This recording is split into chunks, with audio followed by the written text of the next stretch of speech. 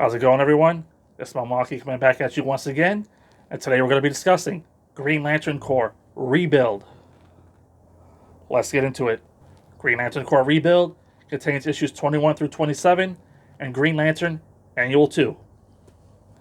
Story kicks off with issue 21, where John Stewart and Fatality investigate a reactor meltdown. In issue 22, John Stewart takes New Lantern recruits on a mission against the Khund. Or the Khund, I don't know how you pronounce it. And Fatality is captured by the Durlans. Issue 23 sees all the Lanterns regrouping on Oa and learning that something is affecting the power batteries. This is where the Lights Out event starts kicking off and runs through the book. I'm just going to go ahead and assume that Green Lantern Corps issue 24 is the issue where Oa is destroyed. I didn't write it down here, but that happens in the Lights Out event, which this book ties into, so there's got to be that issue. Issue 25 is a 0-year tie-in where a young John Stewart, as a Marine, is in Gotham City helping evacuate during the hurricane, and he takes on the villain known as Anarchy. Issue 26 sees John Stewart take on Hal Jordan, because John has a problem with the way Hal is running the Green Lantern Corps. In issue 27, the Durlans finally make their move. They make alliances as Green Lantern sector houses are targeted. Much like with Green Lantern New Guardians, my enjoyment of this volume was hampered by the fact that it took me 4 months to finish it. Not because it was bad, it's just life got in the way. I stopped reading comics for 4 months. I read the whole first part of this volume, plus the Lights Out event.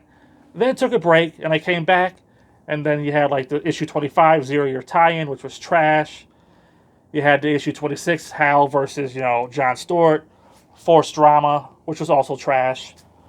Issue 27, the Durlans, they're making alliances out there with enemies of the Green Lantern Corps.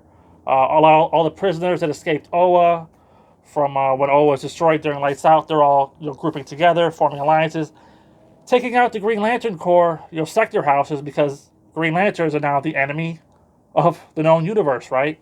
All the stuff the Guardians did in the Geoff Johns era is finally catching up to the Green Lanterns, and it's up to Hal Jordan and John Stewart and the Green Lantern Corps, to sort of keep it all together and restore order throughout the galaxy. So it finally starts getting interesting in the final issue, which is probably just set up for what's to come and these final, crossover events here, going in to the rest of the New 52. But early on, I thought it was interesting that the power rings were failing. Of course, we find out why they were failing in Lights Out.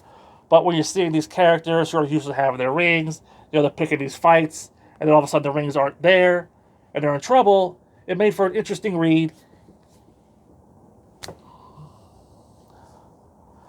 John's relationship with Fatality here is really fleshed out.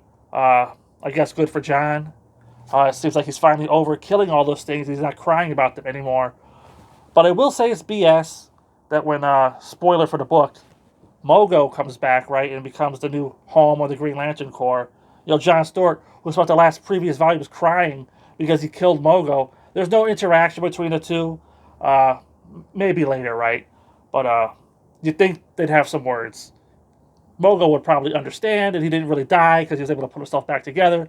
So it was all much ado about nothing. But even still, I had to read those issues of John Stewart crying.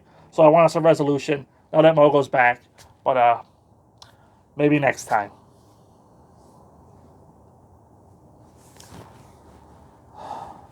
I really like the Durlans here, these shape-shifting creatures. They seem to have infiltrated a lot of the races that are anti-Green Lanterns. They're on Oa, stealing technology to use against the Green Lanterns. So it's setting up something good, hopefully. The new creative teams on all the Green Lantern books, taking the books in new directions. Thus far, I've enjoyed everything, except for like the tacked on issues at the end. But that's more on me, because if you read everything at once, you probably enjoy it all. I just took a break and I came back to it and I was like, what the hell's going on?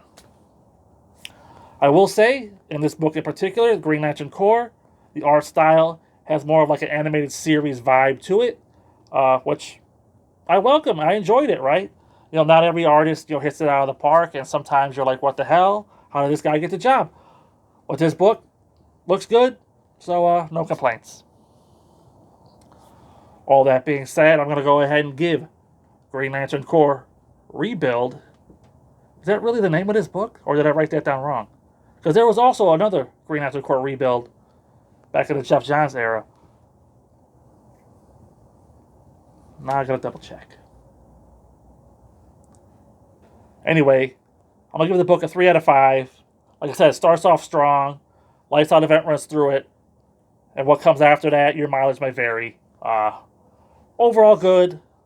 Pointing in a good direction. Hopefully the stuff that was teased here gets paid off big time down the line. Only time will tell. Until next time, I'll see you there.